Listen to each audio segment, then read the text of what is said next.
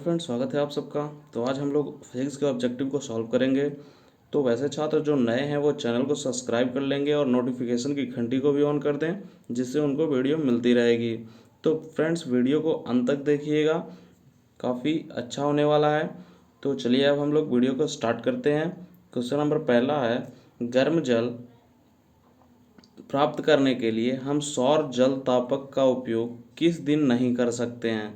Option है धूप वाले दिन, बादलों वाले दिन, गर्म दिन और पवन यानी वायु वाले दिन। तो इसका आंसर हो जाएगा बी यानी बादलों वाले दिन। अगला क्वेश्चन है, निम्नलिखित में से कौन सा जैव मात्रा ऊर्जा स्रोत का उदाहरण नहीं है। ऑप्शन है लकड़ी, बी गोबर गैस, सी नाभिकीय ऊर्जा, डी कोयला। तो इसका आंसर हो जाएगा सी नाभिकीय ऊर्जा। अगला क्वेश्चन है, जितनी ऊर्जा स्रोत हम उपयोग में लाते हैं उनमें से अधिकांश सौर ऊर्जा को निरूपित करते हैं। निम्नलिखित में कौन सा ऊर्जा स्रोत अंततः सौर ऊर्जा में से व्युत्पन्न नहीं है। ऑप्शन है भूतापीय ऊर्जा, बी पवन ऊर्जा, सी नाभिकीय ऊर्जा, डी जैव मात्रा। तो इसका आंसर हो जाएगा ए यानी भूतापीय ऊर्जा। अगला क्वेश्चन है, पवन विद्युत जनित्र में पवन की चाल कम से कम कितनी होनी चाहिए। ऑप्शन है 15 किलोमीटर प्रति घंटा, 150 किलोमीटर प्रति घंटा, 1.5 किलोमीटर प्रति घंटा और 1500 किलोमीटर प्रति घंटा। तो इसका आंसर हो जाएगा ए यानी 15 किलोमीटर प्रति घंटा। अगला क्वेश्चन है, निम्न में कौन सा बायोगैस ईंधन का स्रोत नहीं है। ऑप्शन है लकड़ी, बी गोबर गैस, सी नाभिकीय ऊर्जा, डी कोयला। तो इसका आंसर हो जाएगा सी नाभिकीय ऊर्जा। अगला क्वेश्चन है, ऊर्जा का सबसे अधिक प्रत्यक्ष एवं विशाल स्रोत क्या है। ऑप्शन है कोयला, बी बिजली, सी सूर्य, डी परमाणु बम। तो इसका आंसर हो जाएगा सी सूर्य। अगला क्वेश्चन है, जीवाश्म ईंधन का उदाहरण है। ऑप्शन है कोयला, बी लकड़ी, सी गोबर गैस, डी ये सभी। तो इसका आंसर हो जाएगा ए कोयला। अगला क्वेश्चन है, गोबर गैस एक प्रकार की है। ऑप्शन है प्राकृतिक गैस, बी बायोगैस, सी लकड़ी, डी चूल्हा। तो इसका आंसर हो जाएगा बी बायोगैस। अगला क्वेश्चन है, बायोगैस का उत्पादन होता है।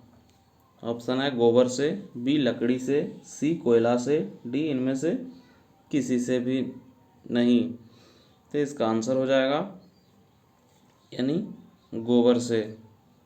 अगला क्वेश्चन है, नवीकरणीय ऊर्जा का स्रोत है। ऑप्शन है नाभिकीय ऊर्जा, बी सौर ऊर्जा, सी कोयले से प्राप्त ऊर्जा और डी प्राकृतिक गैस से प्राप्त ऊर्जा। तो इसका आंसर हो जाएगा बी यानी सौर ऊर्जा। अगला क्वेश्चन है, अनवीकरणीय ऊर्जा का स्रोत है। इसका ऑप्शन है जीवाश्म ईंधन, बी सौर ऊर्जा, सी पवन ऊर्जा, डी विद्युत ऊर्जा। तो इसका आंसर हो जाएगा यानी जीवाश्म ईंधन यानी ए। अगला क्वेश्चन है, एक उत्तम ईंधन है। कोयला, बी लकड़ी, सी पेट्रोलियम, डी जैव गैस। तो इसका आंसर हो जाएगा जैव गैस यानी डी। इसके बाद अगला क्वेश्चन हमारा है, इन नरौरा नाभिकीय विद्युत संयंत्र किस राज्य में स्थित है। ऑप्शन है राजस्थान, बी महाराष्ट्र, सी उत्तर प्रदेश, डी गुजरात। तो इसका आंसर हो जाएगा सी यानी उत्तर प्रदेश में। अगला क्वेश्चन है, प्राचीन काल में ऊष्मीय ऊर्जा का सबसे अधिक सामान्य स्रोत था। ऑप्शन है घास, बी लकड़ी, सी पवन, डी बहता जल।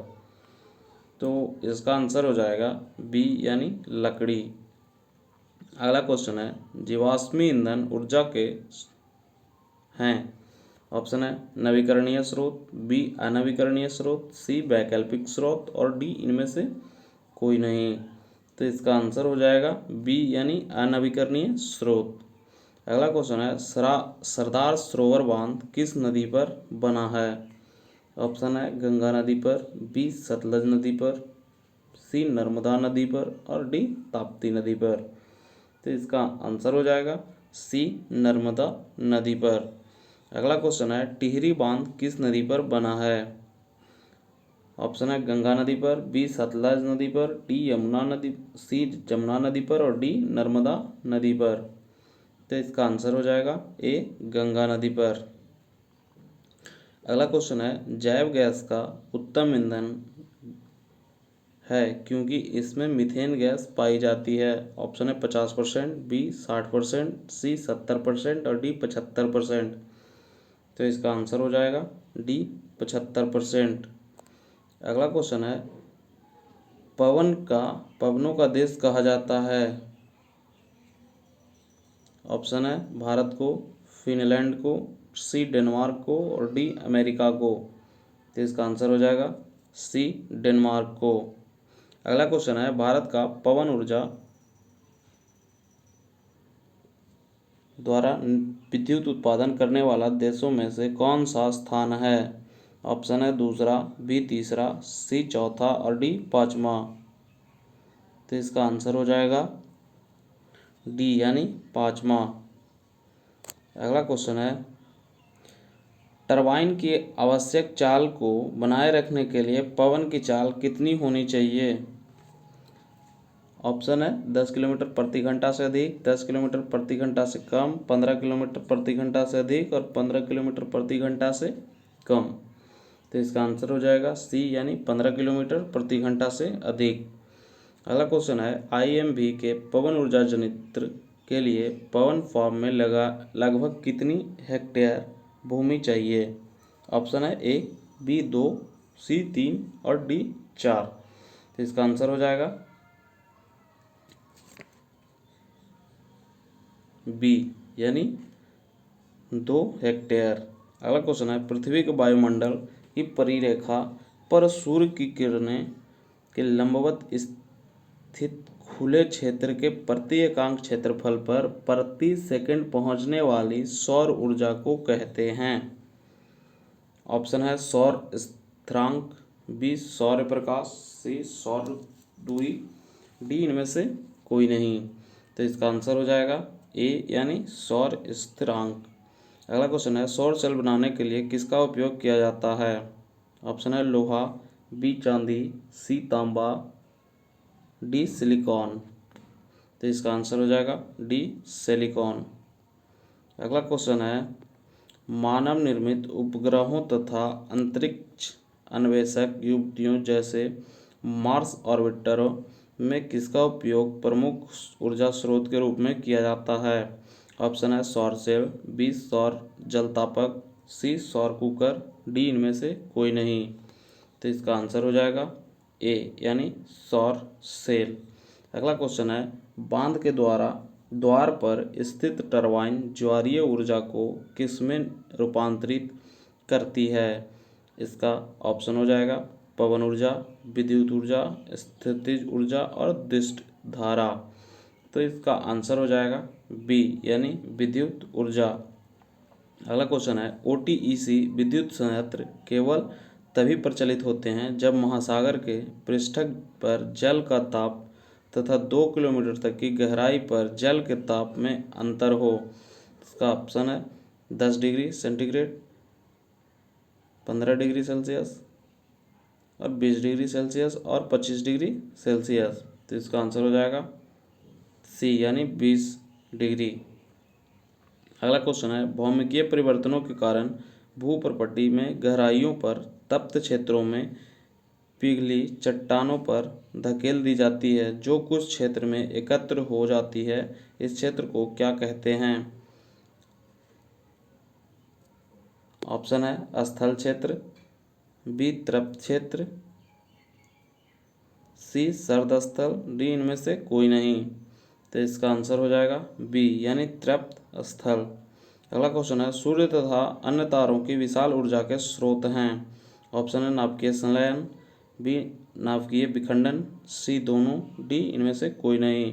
तो इसका आंसर हो जाएगा नाभिकीय संलयन। अगला क्वेश्चन है हाइड्रोजन बम किस अभिक्रिया पर आधारित है? इसका ऑप्शन है नाभिकीय विखंडन, नाभिकीय संलयन, दोनों, इनमें से कोई नहीं। तो इसका आंसर हो जाएगा 30 का बी यानी नाभिकीय संलयन। अगला क्वेश्चन है तारापुर नाभिकीय विद्युत संयंत्र किस राज्य में स्थित है। इसका ऑप्शन हो जाएगा नाभिकीय, ऑप्शन है Maharashtra, B Rajasthan, C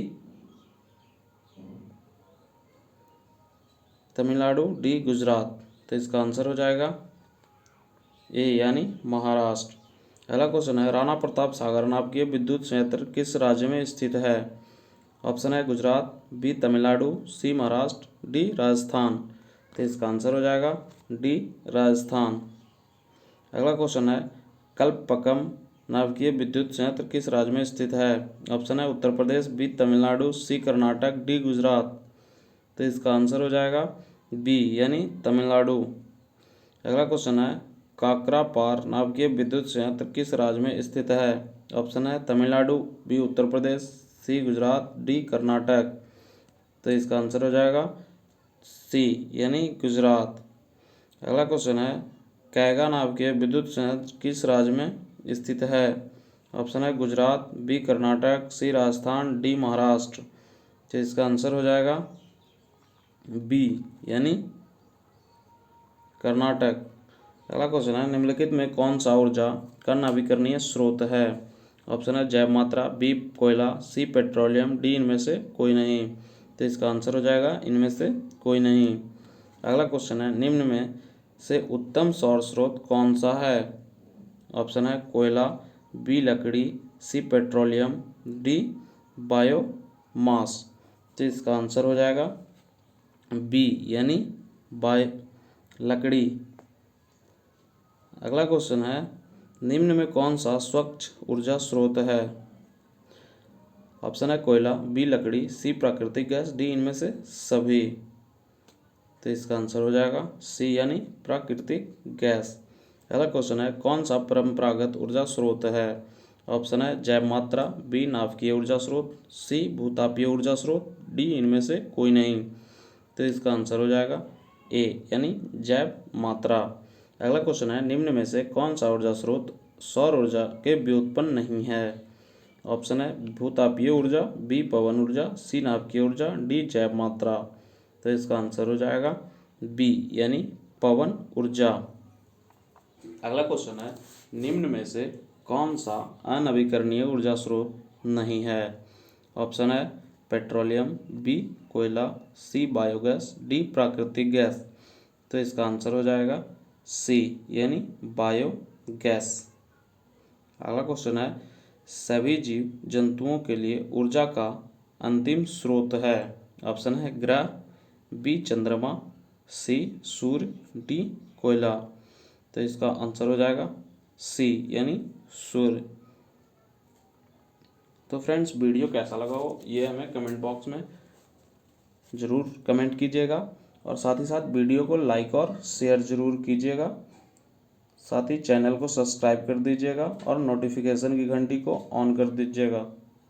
thank you.